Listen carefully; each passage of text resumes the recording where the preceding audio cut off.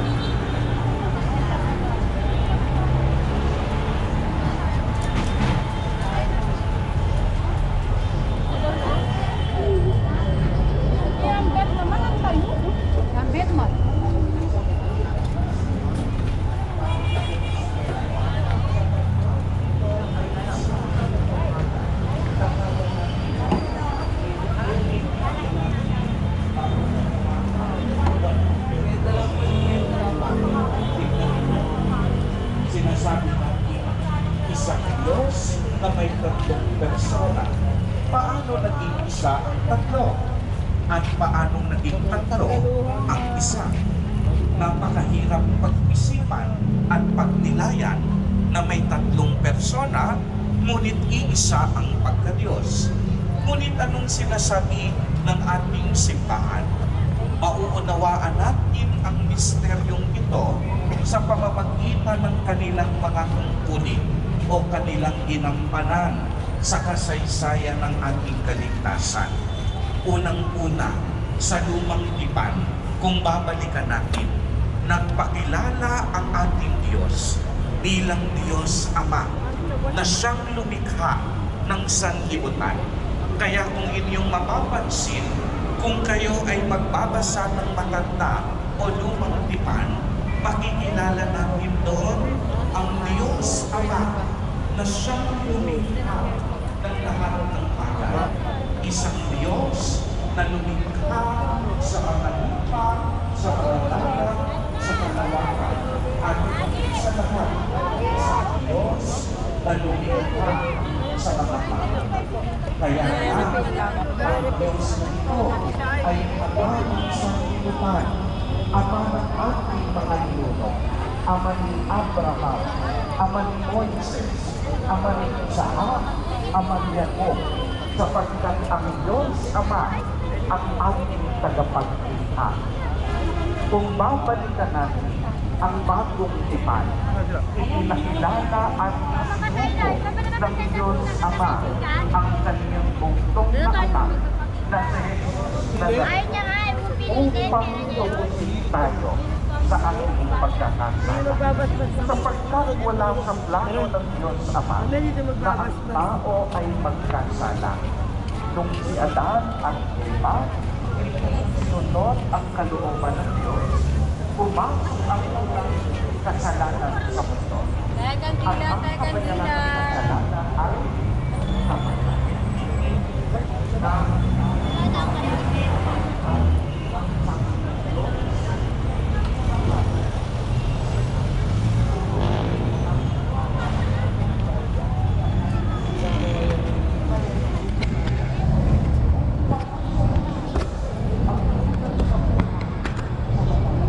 Happy Father's Day po. Pili na kayo ng siya. Ako si Andrew. Happy Father's Day. Kain na kayo, mga tol.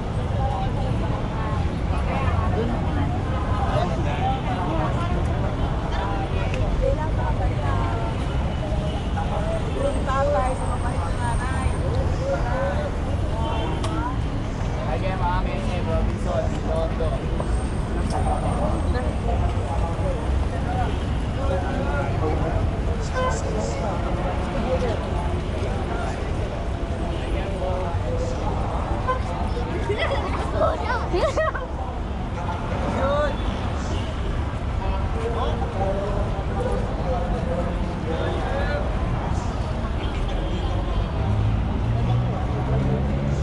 Geraan po.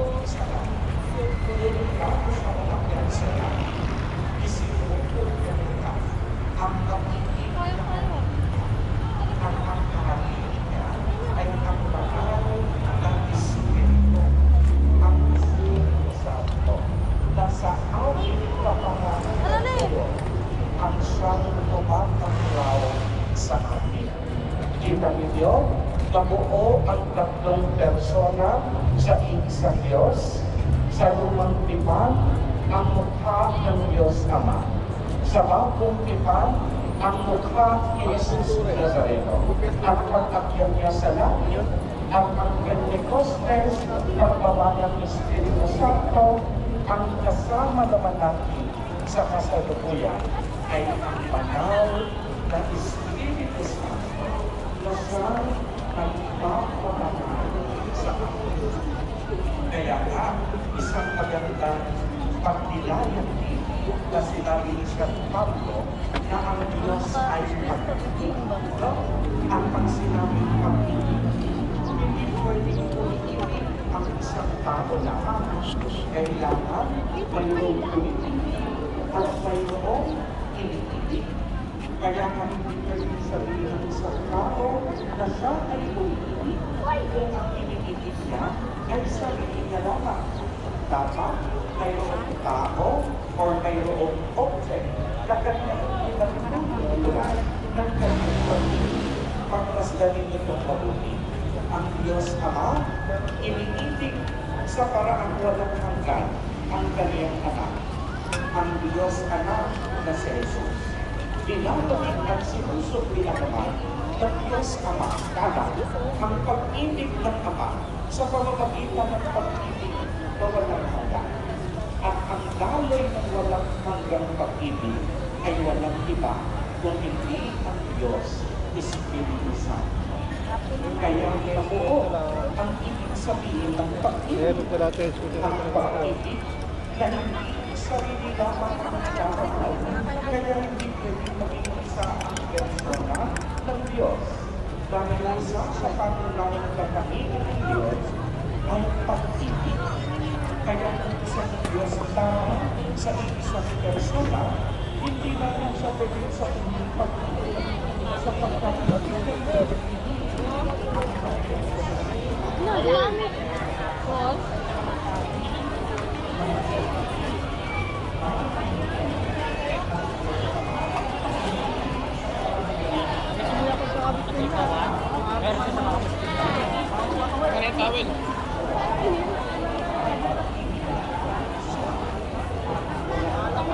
Minsan niya. Yeah. Kasi pag may hilot ka, tatayo ka nito. Hindi na kami hilot mo. Unahin mo muna yung hilot mo bago ka magsugal ha.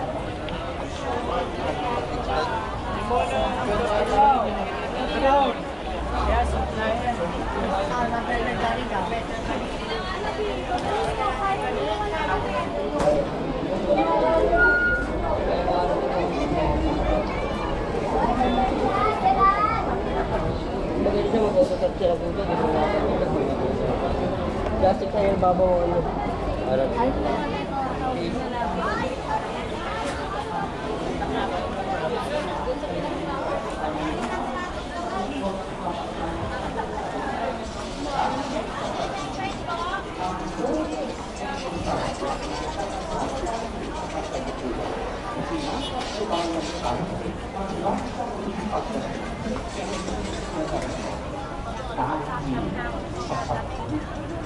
Kaya makakapagod ito at manakapagod walang pagkakapagod ang mananasang ito. Kung hindi ang bawat isa sa atin May daanan din saan? ay mabuhay sapagkat ang Diyos ay Diyos ng pag-ibig.